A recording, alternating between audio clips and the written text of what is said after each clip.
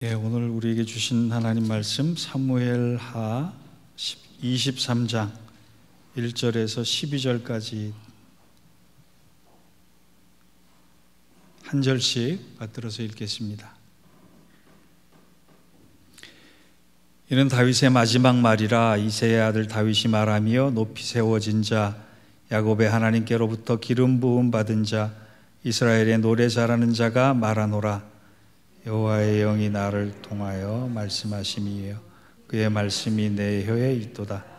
이스라엘의 하나님이 말씀하시며 이스라엘의 반석이 내게 이르시기를, 사람을 공의로 다스리는 자, 하나님을 경외함으로 다스리는 자여, 그는 돋는 해 아침에 같고 구름 없는 아침 같고 비 내린 후에 광선으로 땅에서 우미 돋는 새풀 같으리라 하시니라. 내 집이 하나님 앞에 이같이 아니하냐. 하나님이 나와 더불어 영원한 언약을 세우사 만사에 구비하고 견고하게 하셨으니 나의 모든 구원과 나의 모든 소원을 어찌 이루지 아니하시랴.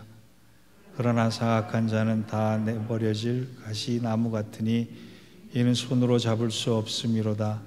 그것들을 만지는 자는 철과 창자루를 가져야 하리니 그것들이 당장에 불살리리로다 하니라. 다윗의 용사들은 이름이라 하니라. 다그먼 사람 요셋 밥세겝이라고도 하고 에센 사람 아디고라고도 하는 자는 군 지휘관의 두목이라. 그가 단변에 800명을 쳐 죽였더라. 그 다음은 아호와 사람 도대의 아들 엘리아살이니 다윗과 함께한 세 용사 중에 한 사람이라. 블레셋 사람들과 싸우려고 거기에 모임에 이스라엘 사람들이 물러간지라. 세 용사가 싸움을 도두고 손이 피곤하여 그의 손이 칼에 붙기까지 블레셋 사람을 치니라. 그날에 여호와께서 크게 이기게 하셨으므로 백성들은 돌아가 그의 뒤를 따라가며 노략할 뿐이었더라. 그 다음은 하랄 사람 아게의 아들 삼마라. 블레셋 사람들이 사기가 올라 거기 녹두나무에 가득한 한쪽 밭에 모임에 백성들은 블레셋 사람들 앞에서 도망하되 그는 그 밭에서 서서 막아 블레셋 사람들을 친지라. 여호와께서 큰 구원을 이루시니라. 아멘. 이는 하나님 말씀입니다. 한때 부러움은 지는 거다, 이런 유행어가 있었습니다. 남을 부러워하면 이미 승패가 결정되는 열등감을 가지지 말라, 이런 뜻으로 해석할 수 있겠습니다. 보통 가난한 사람들은 부자들을 좀 부러워하는 편입니다. 그런가 하면 키 작은 사람은 키 큰 사람을 부러워합니다. 노래 못하는 음치는 노래 잘하는 사람이 그렇게 부러울 수가 없다 그럽니다. 물만 먹어도 살찌는 사람은 아무리 먹어도 살 안 찌는 사람이 그렇게 또 부럽다 그래요. 특별히 이건 다 공감하실 거예요. 잠 못 이루는데 벽에 고개만 대면 잠 잘 자는 사람, 그렇게 부러울 수 없잖아요. 제가 부러운 사람이 누군지 굳이 알려드리지 않아도 아시겠죠? 여러분은 어떤 사람이 가장 부럽습니까? 저는 다윗이 부러운데, 다윗이 끝까지 인생에서 지킨 세 가지 점이 부럽다, 이런 생각을 했습니다. 오늘 본문은 다윗이 임종을 앞두고 그의 말년에 지난 날을 회고하는 장면입니다. 이 회고 장면을 보면 다윗이 다윗일 수 있었던 이유 세 가지가 나옵니다. 다윗이 죽으면서 아쉬워하지도 않고 감사하며 마무리할 수 있었던 세 가지, 그가 끝까지 잃어버리지 않았던 이 세 가지, 보통 저에게도 없는 이 세 가지가 다윗에겐 있었기 때문에 다윗은 참 부러운 사람이다, 이렇게 생각을 해봤습니다. 오늘 말씀을 통해 저와 여러분이 이 세 가지를 끝까지 지킬 수 있으므로 다윗과 같은 하나님의 마음에 합한 자로 살아갈 수 있기를 주의 이름으로 부탁합니다. 그렇다면 본문이 교훈하고 있는 다윗이 끝까지 잃어버리지 않았던 것은 첫 번째, 변하지 않는 한결같은 신앙이에요. 처음 그가 하나님에게 뽑혔던 그 순간부터 그가 죽음을 맞이하는 인생의 마지막까지 순수하고 올바른 신앙을 그는 잃어버리지 않았다라고 해요. 보통 목회자들에게는 무릎으로 기도하는 골방, 공부하는 책방, 성도들을 만나는 신방, 이 세 개의 방이 필요하다 이런 얘기를 하고 저도 어디 가서 신학생들에게 강의할 때 그 얘기를 합니다. 또 아울러 목회자가 반드시 가져야 할 삼심도 있습니다. 처음 부르심 받은 때 가졌던 초심, 부르심 가운데 부여받은 사명을 위한 열심, 그리고 소명과 사명을 온전히 완수하기 위한 뒷심, 초심과 열심과 뒷심이 목회자에게 필요하다 이렇게 가르치기도 합니다. 그런데 이것은 우리에게, 목회자들에게만 필요하겠습니까? 우리 모두에게 필요한 믿음의 요소들일 것입니다.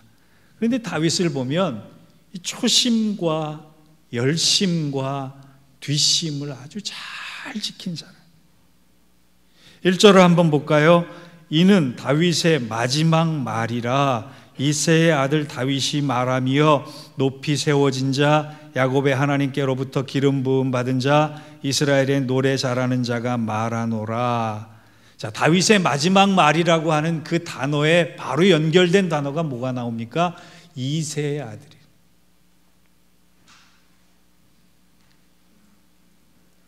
그가 대단한 성군이었습니다. 성공한 왕이었습니다. 이스라엘을 한 단계 업그레이드 시킨 역대급 정치인입니다. 전쟁의 승리자입니다. 그를 통해서 높아진 이스라엘의 위상은 전 세계를 호령할 지경이었어요. 그런데 그가 마지막 말로 자기를 뭐라고 고백합니까? 자기는 이새의 아들이다. 한낱 보잘것없었던 양치기 소년이었다. 내가 잘나서 왕이 된 것이 아니라 하나님의 은혜로 왕이 됐고 하나님의 사랑으로 왕이 되어서 나는 높이 세워진 자, 기름 부음 받은 자, 노래 잘하는 자가 되었다라고 하는. 그가 처음 부르심을 받은 나이가 한 15세쯤 됩니다.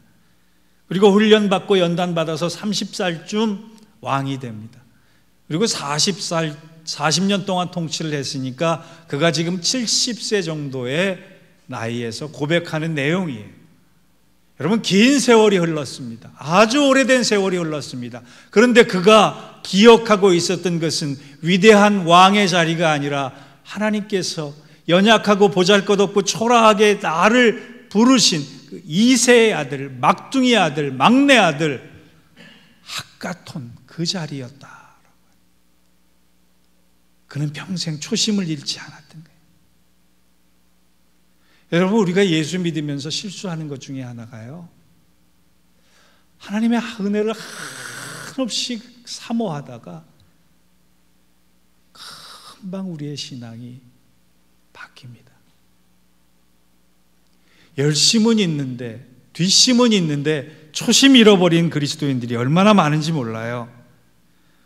다윗 보세요. 하나님의 일꾼이라고 하는, 하나님께 부름받은 자라고 하는 그 믿음과 고백을 죽을 때까지 잃지 않고 있잖아요. 비록 인생 중간에 실수와 잘못도 있었지만 그는 한결같은 신앙을 놓치지 않았던 사람. 히브리서 11장을 믿음장이라고 고백합니다. 믿음장에 보면 굉장히 다양한 시대, 다양한 환경, 다양한 삶을 살았던 사람들의 이름이 나열되어 있어요. 그런데 그들을 묶는 한 가지 공통점이 있습니다. 단지 무슨 공통점이냐? 믿음으로라고 하는 단어예요. 믿음으로. By faith. 저는 이 본문을 읽을 때마다 한결같은 믿음으로 읽습니다. 고단한 삶을 살았고 어려움이 있었고 힘들었던 삶을 살았지만 그러나 그 사람은 한결같은 믿음으로 살았다라고 합니다. 어떤 이들은 전쟁과 엄청난 박해 상황 속에 서 있었지만 그럼에도 불구하고 한결같은 믿음으로 살아왔다는 거예요. 사자나 칼날이나 죽은 자나 고문이나 결박이나 옥에갇힘이나 돌로 맞는 매를 맞는 그 어려움 속에서도 그들은 한결같은 믿음으로 살아갔다는 거예요. 시험이나 칼이나 궁핍이나 환난이나 학대나 그들이 처한 환경은 비참했지만 그럼에도 불구하고 그들은 한결같은 믿음으로 살아냈다라고 합니다. 여러분, 우리가 조금 욕심부려서 히브리서 11장에 나오는 믿음의 사람들 다음에 우리 이름이 좀 들어갔으면 어떻겠습니까? 그것은 직분으로 들어가는 것이 아니에요. 그것은 헌금으로 들어가는 것이 아니에요. 그건 신앙의 연수로 들어가는 것이 아니에요. 어떤 어려움 속에서도 한결같은 믿음, 변치 않는 믿음, 처음 예수 믿을 때 그 감격의 믿음으로 살아왔던 사람들의 이름. 그래서 주님은 그 사람들의 이름을 히브리서 11장 38절에 이들은 세상이 감당할 수 없는 사람이었다, 이렇게 말씀해 주고 계세요. 우리가 한결같은 믿음으로 살아갈 때 세상이 우리를 감당치 못하는 거예요. 여러분, 쉽지 않지만 고통의 한복판에서 어려움과 시련 속에서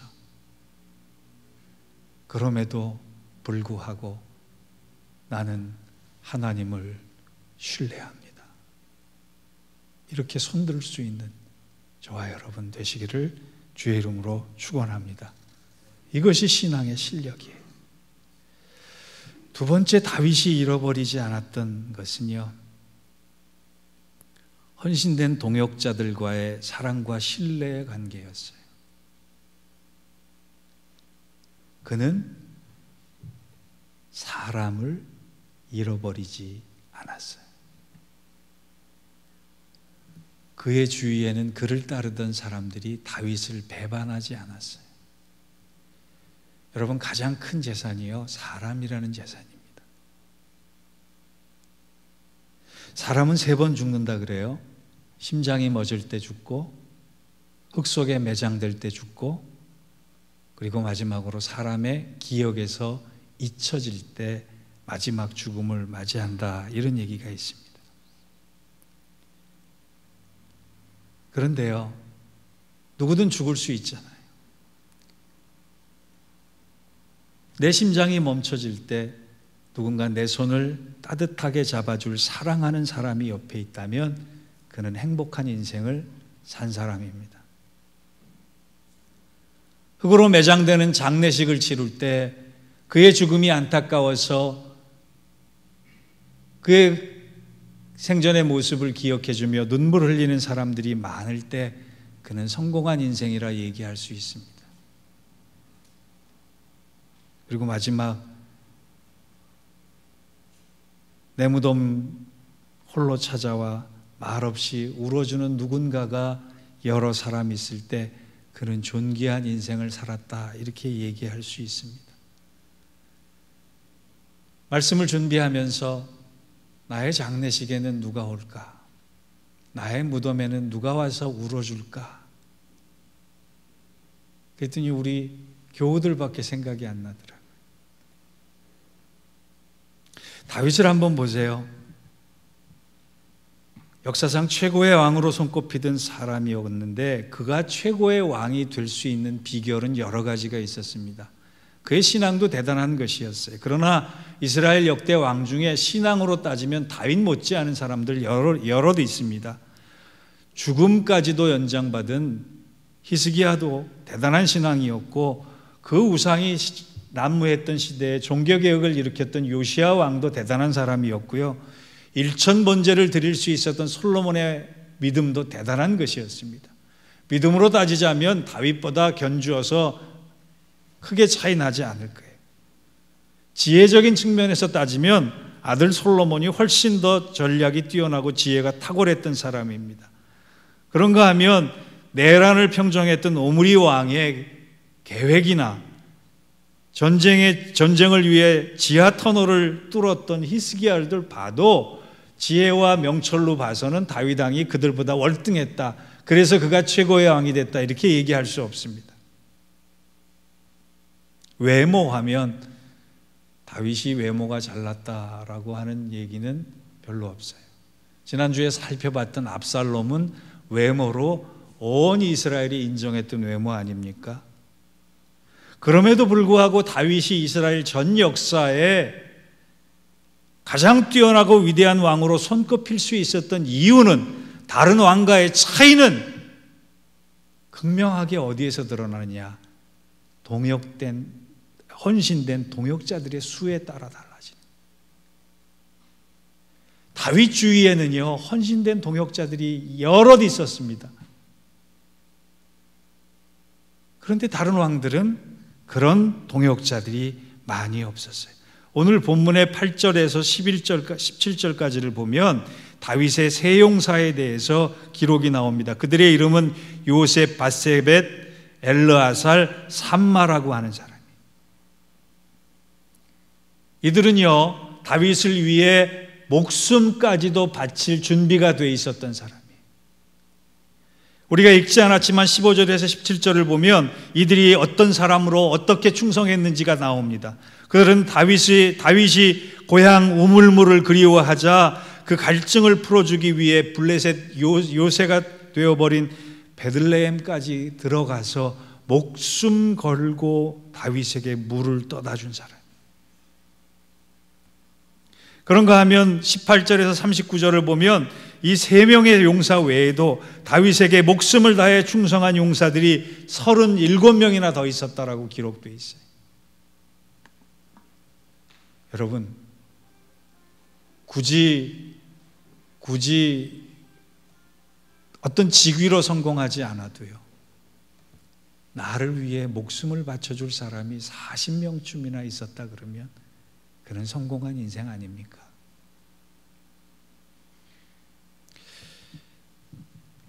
다윗의 인간적인 매력이 어디 있을까? 그는 사람을 모으는 리더였는데요. 본문을 통해서 고민하고 또 고민해서 여러분과 나누려고 했는데 다윗에게 뚜렷한 매력보다는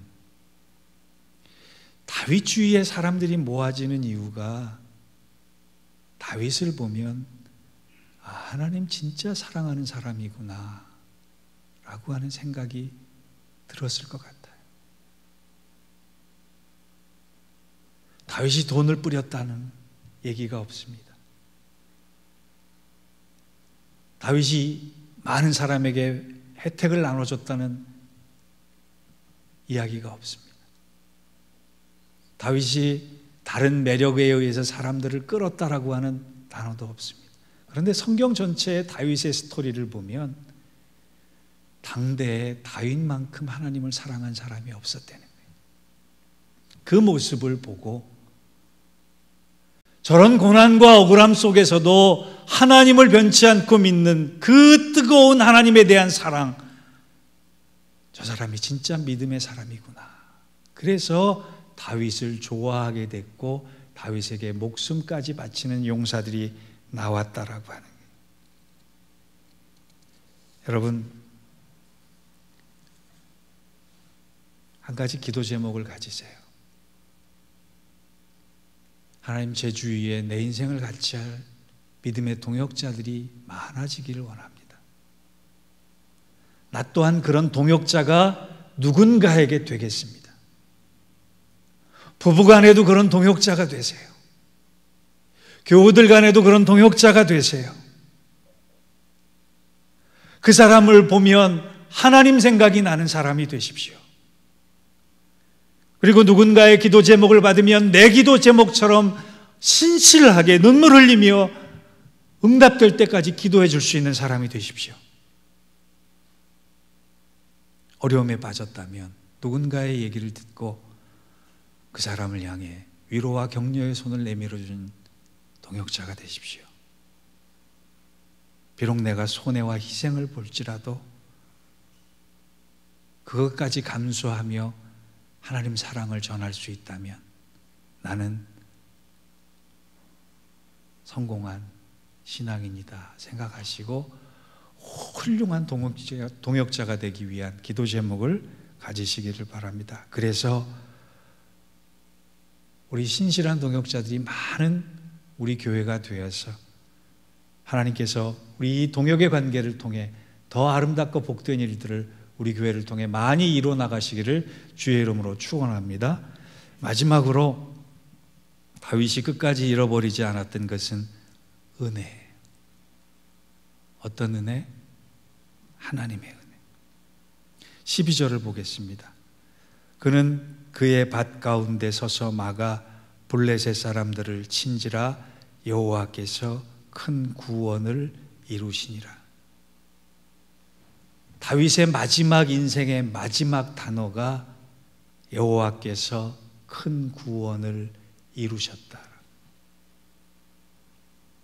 이것을 요즘 시대로 해석하면 하나님의 은혜가 아니고서는 있을 수 없는 일이었다. 그래서 다윗은 시편 116편 12절에 하나님의 은혜를 잊어버리지 않는 그의 심령으로 무엇을 고백하느냐? 내게 주신 모든 은혜를 내가 무엇으로 보답할까? 사도 바울 역시 은혜에 눈뜨고 나서 내가 나 된 것은 하나님의 은혜로밖에는 해석할 수 없다라고 고백을 합니다. 여러분, 매사에 매 순간에 하나님의 은혜에 눈뜬 사람이 얼마나 행복할 수 있는가는 겪어보면 압니다. 그래서 유대교 신학자 아브라함 헷셀은 뭐라고 얘기하느냐?